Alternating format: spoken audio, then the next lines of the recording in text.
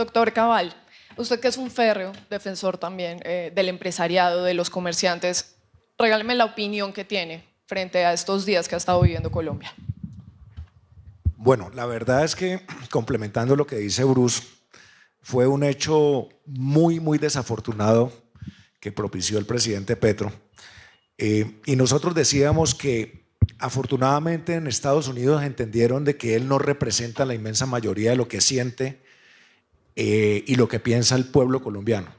Es decir, el presidente y su gobierno se ha caracterizado por el peor manejo de las relaciones internacionales en mucha historia de Colombia. Lo vimos en el caso de Israel, donde afectó más de $1.000 millones de carbón, de exportaciones de carbón. Lo vimos con el episodio del Reino Unido. Lo hemos visto cómo se le caen los embajadores que nombra por falta no solamente de capacidad profesional, sino moral. Y hemos visto cómo con la mayoría de los países de la región tiene pésimas relaciones. Cada vez se queda más solo. Y cada vez se queda más solo, inclusive dentro de su propio gobierno, que no están de acuerdo con el manejo de esas relaciones internacionales. Entonces puso en juego no solamente la economía, que fue, como lo explicó muy bien Bruce, puso en juego el empleo del país, porque es que no son las 3.000 empresas exportadoras ni los 13.100 millones de dólares de exportación, el 30%, sino todas las empresas pymes que son proveedoras de esas grandes empresas exportadoras, que a su vez tienen miles y miles de empleos. O sea que puso en juego puso en jaque el bienestar de los colombianos. Y eso de verdad no amerita más análisis que decir que fue pues una metida de patas enorme y que fue una vergüenza no solamente con Estados Unidos, sino una vergüenza internacional, porque esto dio la vuelta por todo el mundo. Y se generó un pésimo precedente en las relaciones con Estados Unidos, con un gobierno que comienza y con un gobierno que ha dado muestras que su política de aranceles va a ser fuerte, que su política migratoria también lo va a hacer, y que tenemos un tratado de libre comercio que el gobierno colombiano ha querido renegociar, pero ahora con qué músculo y con qué cara va a poder renegociar cualquier tratado de libre comercio. O sea que nos dejó muy mal parados frente a ese episodio de Estados Unidos. Ahora, además de lo que dice Bruce de las obligaciones que tendría el gobierno, lo que queda demostrado es que en Colombia, mientras termine este gobierno, tenemos que organizar una diplomacia en la sombra, porque tienen que entender la comunidad internacional que lo que escribe en un trino de las 3 de la mañana o las declaraciones que hace o la forma de expresarse no representa los intereses de los colombianos en su inmensa mayoría, y que hay un país que piensa distinto y que construye buenas relaciones. Colombia se ha caracterizado por tener una relación histórica con Estados Unidos, no solamente de buena diplomacia, buena relación comercial, buenos programas de cooperación de lucha contra el narcotráfico, que seguramente todo eso se va a acabar, y por consiguiente esa diplomacia en la sombra, donde empresarios, dirigentes gremiales, dirigentes de otros partidos, de la sociedad civil, de la ciudadanía, tenemos que hacer un trabajo intenso para mostrar que esta Colombia es distinta a la que el presidente Petro tiene en la cabeza. Claro, y tratar de nunca más volver a poner en riesgo ese bienestar que tal vez se hubiera tenido que pagar sin duda en inflación. Ese habría sido también el precio muy alto. Doctor Cabal, en términos de caída en el consumo, de costos operativos para los comerciantes y digamos ya metiéndonos un poco más en detalle en cada uno de los sectores y gremios, ¿cuál ha sido ese plan para mantenerse? Y hay una palabra que resuena mucho y va en paralelo casi que a la incertidumbre, y es la resiliencia. ¿Cómo lo hacen? ¿Qué están haciendo? Bueno, la verdad es que los retos que hoy han tenido los comerciantes y en general los empresarios pues van más allá de la caída obviamente del consumo que vivimos sobre todo durante el año 24, con excepción de los últimos 2 meses del año, y por supuesto por el incremento de los costos operativos vía inflación y vía también las tasas de interés que en su momento estuvieron altas y que afortunadamente comienzan a bajar. Pero es que los desafíos de la actualidad en la que estamos ha ido mucho más allá de los desafíos económicos. Los empresarios han tenido que adaptarse con resiliencia a entender los desafíos de la incertidumbre política, igualmente de la falta de seguridad que ha afectado no solamente pues, vidas humanas, sino que afecta tremendamente la seguridad de empresarios, trabajadores y sus familias, que es un tema del cual se habló aquí hace un rato.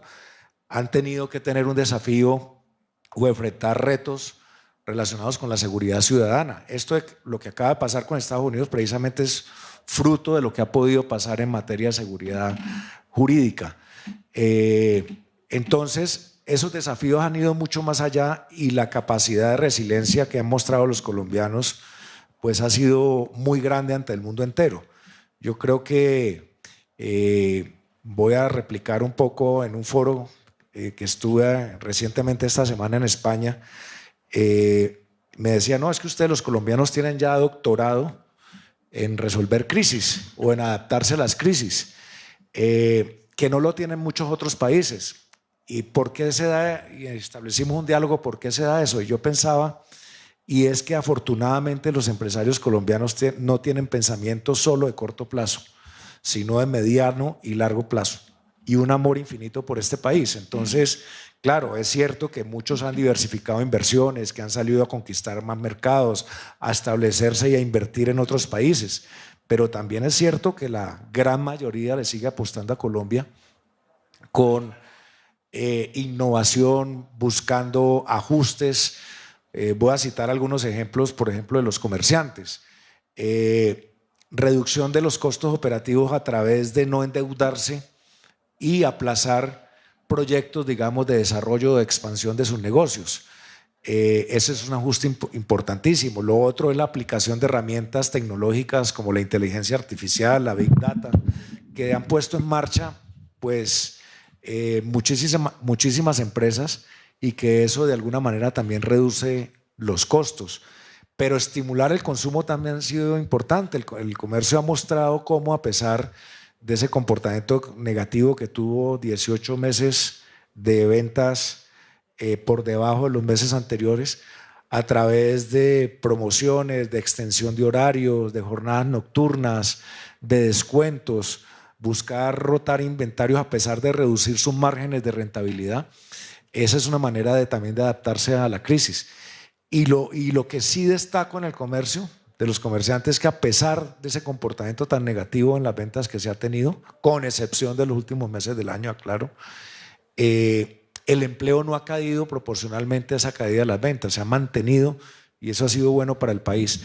Entonces, yo resumiría y concluiría que ha habido una gran capacidad de adaptabilidad, de resiliencia, que no es nuevo, lo hemos vivido en diferentes épocas de la vida de Colombia, y eso ha hecho mucho más fuerte y más aguerrido a los empresarios y tener más visión de mediano y largo plazo.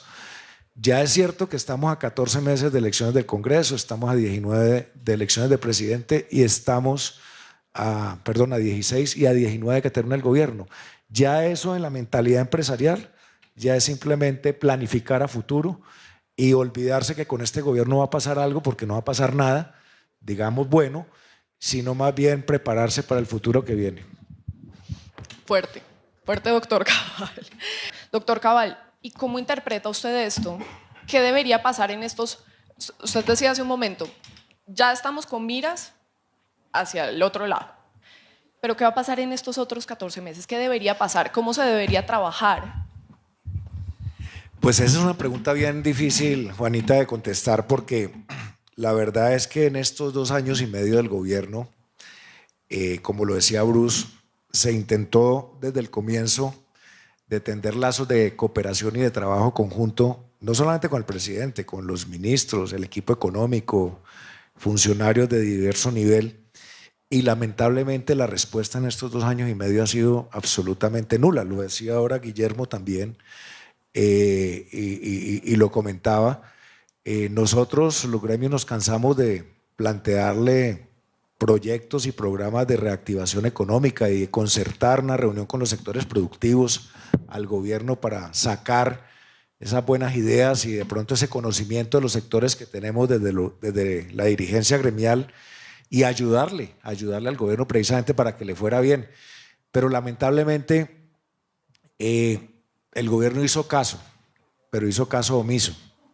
Es decir, se desentendió totalmente de que había que trazar una alianza estratégica con el sector productivo para que el país y a los trabajadores y a la ciudadanía en general le fueran bien. Por eso es que en estos 2 años y medio se ha desbarajustado en todos los frentes. Si usted toma el frente económico, el de la seguridad, lo decíamos ahora, el de las relaciones internacionales, pero el de la salud, el pensional, todos los frentes por donde uno lo tome, digamos, el crecimiento y la expansión de nuestro sector petrolero y minero. Si usted toma el frente energético, estamos ante amenazas de apagón.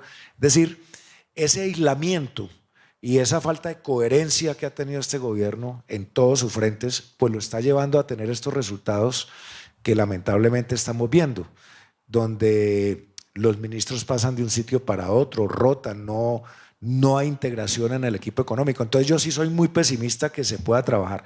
Este país lo sigue sacando adelante son los empresarios y su fuerza empresarial y los trabajadores, porque lamentablemente desde el ámbito de cooperación del gobierno, pues las muestras han sido patéticas y en ese sentido somos muy, muy poco optimistas. Y lo otro que está sacando al país adelante, pues digamos, o sobrellevando esta mala situación, pues es esa institucionalidad que todavía mantenemos en nuestras organizaciones de las altas cortes y los organismos de control, pero también el país que se está construyendo desde las regiones con los mandatarios locales y los gobernadores.